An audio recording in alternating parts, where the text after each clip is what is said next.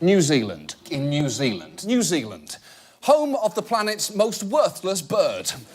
You are nothing. Look at me. You are nothing. New Zealand. Australia's Australia. Hobbit, Australia. Wallaby, Island. And finally tonight, New Zealand. Australia's cheer pet. Yes, New Zealand's flag is different from the Australian flag in the same way that Ice Ice Baby is different from Under Pressure. Which is to say that they're basically the same, but one is clearly worse. Yeah, he wants to change the New Zealand flag, or as they call it there, the flig. And he's going to do that with a flig referendum in 2015.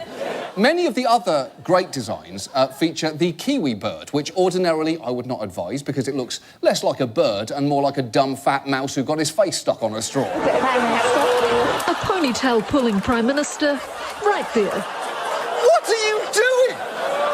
John Key can't pass any dangling hair without pawing at it. He's more cats than Prime Minister at this point. And the problem is, this completely undermines his authority during any diplomatic negotiations. We'd very much like you to end the sanctions. Yeah, we're not going to do that, and I'll tell you why. You're a creepy individual who pulls women's hair. Oh, yeah, that's a fair point. Makes sense. I'll show myself out. Bit of binter, no drama. Holy I don't know what I love the most there. The fact he felt qualified to weigh in on the Virgin Mary, the fact he confessed to theft and shower urination, or his admission that he does not trim his pubic hair.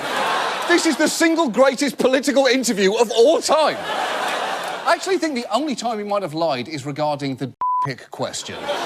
Because of course he has sent one, and I'll tell you why. When you are Prime Minister John Key, every pic is a pic. That's a fact. That's just a fact. Stephen Joyce hit with a sex toy. Step aside, Citizen Kane. There is a new greatest film in town. And listen, while the slow-motion footage is undeniably funny, it's actually not as funny as the natural sound of it bouncing off his nose. Take a listen. We always take something away from every meeting we have. Oh. I think my favourite part of that is his unruffled surprise at being hit in the face with a dildo. As if it either happens to him all the time, or at the very least he anticipated it would inevitably happen someday. Also, let's all agree New Zealand's flag debate should now be over. Because if you want an image that sums up everything great about New Zealand, this is the flag right here. What Olympic team would not be proud to march beneath that? The ruling party of New Zealand was accused of ripping off Eminem. And I can't imagine how angry that must have made Eminem. I'd go so far as to say that New Zealand has made an enemy of Eminem. But perhaps the reason it didn't affect the outcome of the election is that the party's campaign manager had this brilliant legal defence. What's your understanding of the legality of your campaign song? Oh, we think it's pretty legal. Pretty legal? That is not a concept that exists. That's like being sort of dead. I want to see that man as a defence lawyer. Your Honour, my client pleads probably not. Yeah, probably not. Just let it slip. Yo, his palms are sweaty. That's the greatest thing I've ever seen.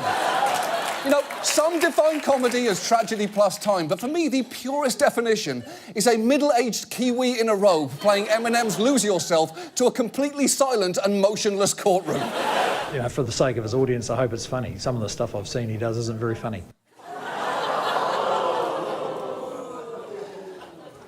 You really want to do this, Bill? Is this really what you want? Because need I remind you that when your fellow party member, Stephen Joyce, got dick smacked in the mouth by a rubber floppy cock and then suggested someone send the gif over to John Oliver so we can get it over with, we ended that show with a flying dildo palooza. So careful, Bill, because when it comes to Kiwis, Johnny don't play. I am sorry if our show is not to your liking, Bill English, Prime Minister of New Zealand. Although, to be honest, judging from your pizza choices, if I appealed to someone with your level of taste, I would be absolutely mortified. No. Yes. It's honestly true. New Zealand gets left off maps all the time. Now, do I think that that is funny? Yes, I do. Yes. New Zealand, a place that's basically Times Square if all the people were sheep and if all the neon signs were also sheep, keeps getting picked never in the dodgeball game of maps. That is objectively funny to me. Which begs the question, where do these airports think flights to New Zealand are going? We are now boarding the 8:55 to Auckland, not sure where or what that is, so from everyone here at Delta Airlines, we wish you a sincere good luck. And look, whether you like New Zealand or not, you can't deny it is there. It's not just Australia's imaginary friend.